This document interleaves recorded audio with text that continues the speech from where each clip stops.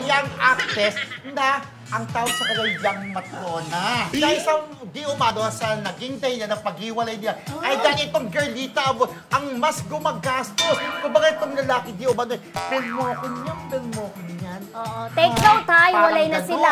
Parang alam ko na. Hiwalay na sila. Hiwalay na sila. Kasi Dahil, may bago. pero ang young actress, ang ganda-ganda. Parang hindi mo makikita na ano na siyang gagastos sa date. Parang Correct. ganda ang feeling ko. Correct. Makinang ba yung actress na yan? Ano nga niya, Fred? Ano parang... Makinang. Oh, kumikin na. Komiki na Ay, siya. ay, may ganun ba? Favorite mo yun, di ba? Marcel Soriano lang. Pero alam mo, di ba normal lang naman kung sinong malaki ang kinikita, yun ang gagastos sa date. naman. Ay, palagay ko, ikaw Miss P, pinagdaanan mo na yan eh. Ay, Ay, di ba ko lang, go, give go. and take nga, di ba? Kasi meron. Okay. Bakit Ayan. ba Pero- palit-palitan na? Pero di ba, dapat lalaki talaga ang gumagastos. Hindi kasi madalas ang ano nila dati, yung mga travel nila, eh malaking perang ano doon. Ay, Ako yung kita yung actress ang gumagastos. Kilala ko sa Siguro kung kakain-kain lang sa restaurant Okay dyan lang. sa, okay lang yun. Pero yung mag-travel, Yung magastos. ano ay, sa kumakastreng. Pero hiwalay na sila ngayon. Hiwalay na sila. Kaya lumalabas yung chikang yan, di ba? Kung sino gumagastos, di ba? Correct. Ikaw, Rona, kailangan ba ginagastosan o hindi? Para sa akin, hindi. Give and take pa rin po. Ay, Kasi lalo oo. na babae ha. Babae mo. Tapos, jowa mo lalaki. Natural lang dapat talaga.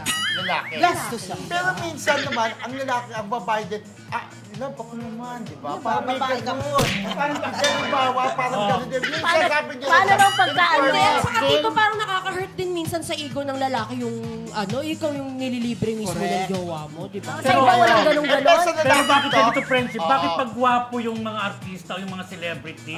Bakit pag nag-break na, nakikismis talaga na ano, ginagastusan ng girlfriend? Remember yung medyo ano, yung kaibigan mong aktor dati? Na hangki-hangki? Diba? Tapos, nung maghiwalay na sila sa dalawang actress na naging girlfriend niya, lumalabas na yung mga actress ang gumagastos, diba? Parang Oo, relasyon ng correct. ano, Oo, muntik na kilala ko magiging siya. dalawa. Tapos yung singer din na kaibigan mo rin! Diyos ko mga kaibigan mo, ha? Hindi ko siya kaibigan, ha? Yung nakikita ko sa birthday party mo, yung male singer, di ba? Ay, laging na. Di ba? Tapos, ano, pag nag-date sila nung girlfriend niya na singer din dati na anak ng ano, ng mga kaibigan mo, sa singer. Kaibigan naman niya. Oo. Kanya-kanya kaibigan, di Oo. ba? Na anong friendship, di ba? Gumagastos din yung babae na parang Kasali daw yun. inaabot daw sa ilalim ng table yung pambayan. Pero kunyari siya yung babae. Tama na, alam mo. Kaibigan mo naman, yung waiter. Yung waiter. Yung waiter, kaibigan mo. Yung waiter, Dahil, kaibigan niya. eto na tayo. Jowa niya yung waiter. Love connected, ha? Di ba? Uy! Kaibigan. Nakakaloka kayo! Ini-interview mo doon sa malayo, naalala mo?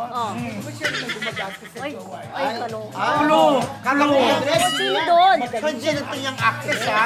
Oo, yung sinabi mo kanina, oo. Ay, ganon. Sinabi mo kanina. Pero alam niyo, parang tita, parang Pero parang kasi, talaga di yung ba? babae, Tayo no? relate na relate tayo dyan sa gastusan na yan, Oo, di ba? dahil bilang gumagastos. Bibili pa tayo ng ano, motor, ano Ay, yan? Ay, ganda lang, ganda lang. Ay, ganda lang, iba na lang. Okay.